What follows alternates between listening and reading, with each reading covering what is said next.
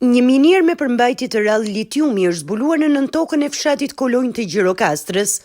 Kompania Albanian Gold, e cila ka kryer shpime në këtë zonë prej 4 vitesh, deklaron se rezervat janë të konsiderueshme dhe përllogariten në 192 milion ton mineral me përmbajtje mesatare litiumi 235.45 ppm.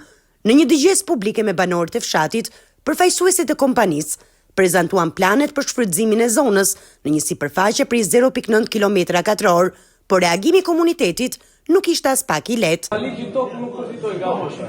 Klasi si një djalë i fshatit, domethënë si një banor që dua të bëjë pyetje. Se gërmimet vazhdojnë 25 vjet, 30 vjet, pasojat sikur të jetë më madhe është furnizimi i tij. Sepse ose kemi një riacim më të madh. Tani problemi është këtu, ta zotërin gjatë të ministrisë. Sepse ju jeni një firmë private, do bëni gërmime, do bëni analiza, është puna juaj. Siç dhe unë po të jem privat, do bëj punët e mia. Çfarë sigurie do na japin këta? Çfarë sigurie do na japin këta?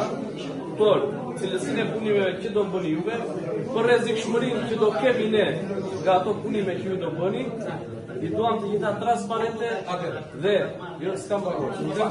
I duam transparente dhe të jetë çdo lloj gjëje monitoruar, sepse un kam kërkuar ChatGPT-n e një shumë mirë. Është një program i krijuar nga Amerika dhe se nuk kemi specialistë asaj fushë.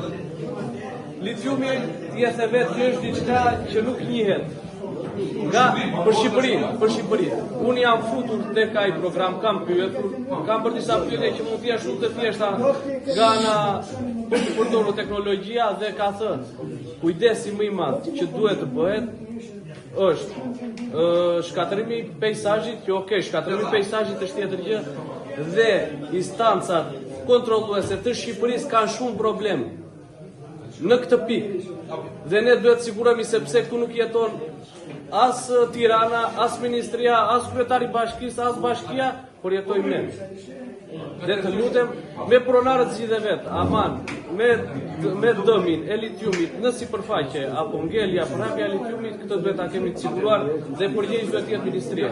Jo ju se ju jeni kompani private. Ministria duhet përgjigjet në një. Banorët kërkojnë garanci për ndikimin në mjedis për efektet afatgjata që mund të sjellë përhapja e litiumit në ajër, tokë dhe ujë. Ata ndjen të përjashtuar nga procesi dhe thonë se askush nuk ka ardhur për të komunikuar zyrtarisht me ta. E pare punës ne jemi pro çdo projekti që është në të mirën e komunitetit.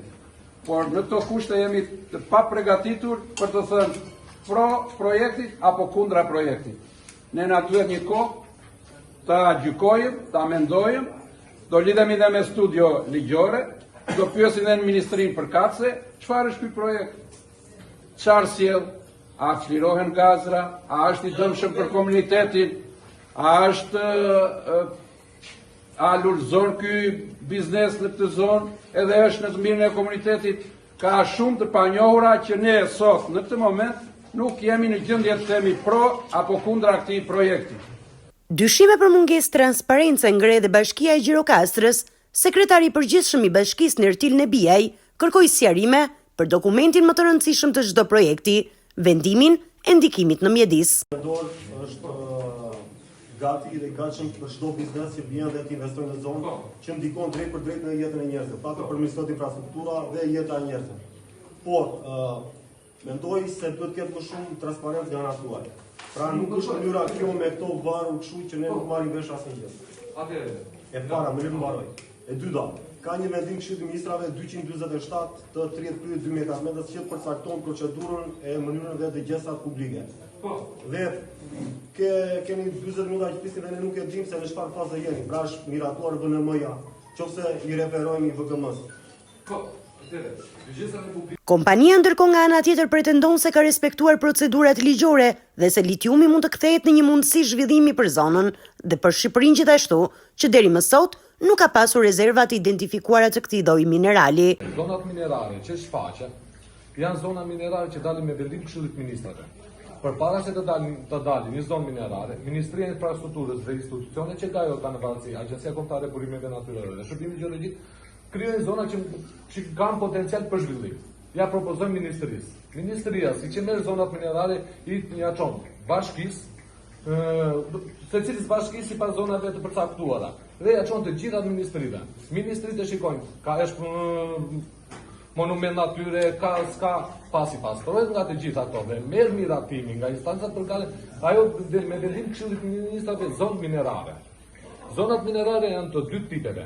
Një zonë minerare që quhet konkurruese, që në momentin që ministria e nxjerr në konkurrim dhe firmat të gjitha në atë fazë konkurrojnë kush do investojë më shumë në atë zonë. Dhe ajo del fituese. Domethënë, jo si punë tenderi që e ka kush e bën me më pak lehtë, por kush do investojë më shumë lehtë. Janë dhe zonat e hapura që janë në nivel strategjik për Shqipërinë. Zona në fjalë ka dalë zonë e hapur, por nëse ky mineral nuk ka qenë i studiuar më përpara nga shteti shqiptar dhe kërkonte një vlerë investimi shumë të madh. Dhe çdo kompani ka të paranasur të drejtën të aplikojë. Me të drejtën që i jep ligji i pari në aplikim, i pari në zbultim. Eduardi, kompania që Albanian Gold, ka aplikuar. Ka miratuar projektet, ka realizuar dëgjese me publikun për kërkim zbulimi, faza e parë. Se në kjo fazë do të thotë që ne nuk e dimë ekziston ky mineral këtu apo jo. Kemi gjuhë, por nuk e dimë. Pas 4 vitesh që Albanian Gold ka punuar në fshatin tuaj, ka kryer të gjitha ato investimet që tha, me shpime, me analiza të kryera jashtë shtetit, të total amalgamën e punimeve të çast. Por në fshatin Kolonj, përgjigjet nuk i kanë zbutur shqetësimet. Aty ku jetesa bazohet ende në bujqësi dhe blegtori, litiumi për momentin nuk shkëlqen si pasuri, por si një rrezik i panjohur.